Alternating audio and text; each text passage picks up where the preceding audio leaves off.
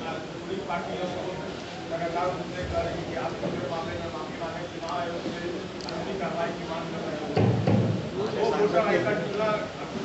ऐसा मीडिया में है, ऐसा मीडिया में बात आई है और उस पर बहुत चिंतित होने की आवश्यकता है। उसका समाधान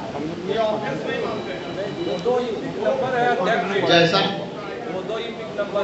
ये विपक्ष के लोग तो मांग किए हैं कि जांच होनी चाहिए, तो इसमें घबराने वाली क्या बात है? विपक्ष कुछ भी कर सकता है। विपक्ष ये भी कहेगा कि सारे महा इंडिया गठबंधन के लोग को जेल भेजें। विपक्ष तो ये भी कहेगा कि सारे इंडिया गठबंधन के लोग को जेल भेज दो चुनाव के बल से।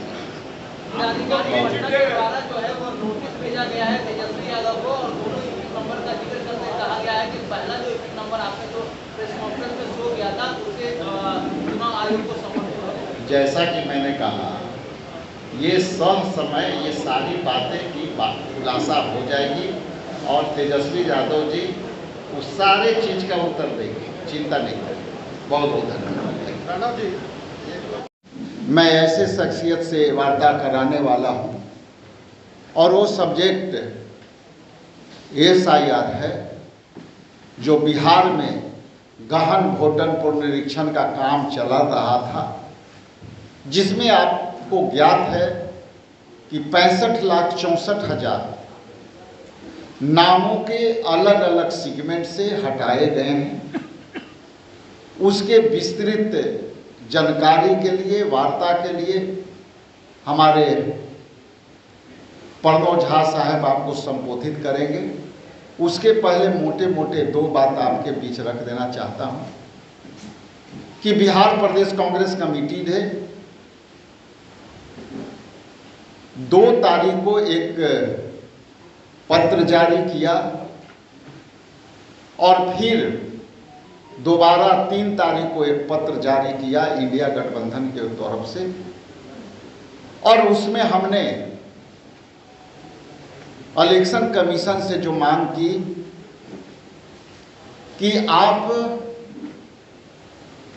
65,64,000 के लगभग आपने नाम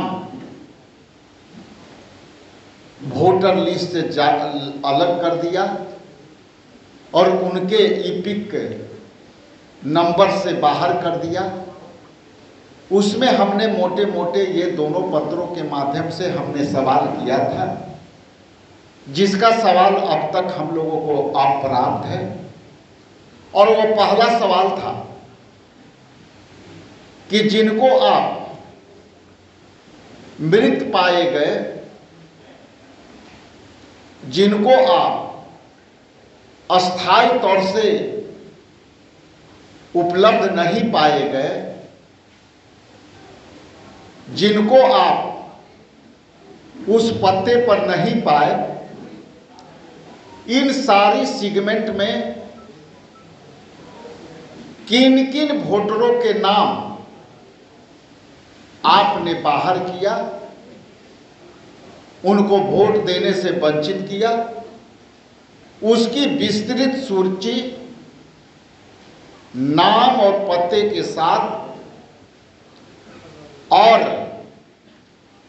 वोटर लिस्ट से बाहर करने के कारण इलेक्शन कमीशन बिहार प्रदेश कांग्रेस कमेटी को मुहैया कराए। और हमने अपने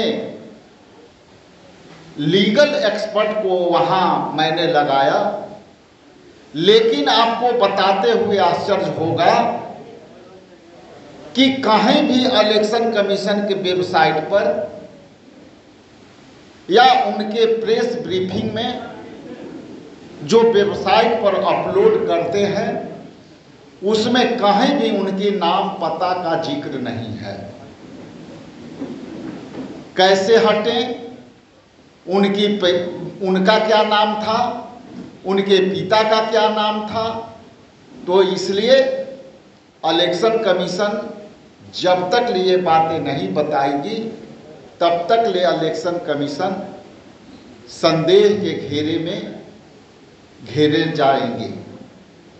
दूसरी बात कि कई ऐसे मृत पाए गए लोगों को सूची से एलिमिनेट करने का जो सूची जारी हुआ है, कल मैं नालंदा में था, एक बूथ पर कई ऐसे लोग हैं जो उनको मृत के नाम पर उनको नाम हटाए गए हैं।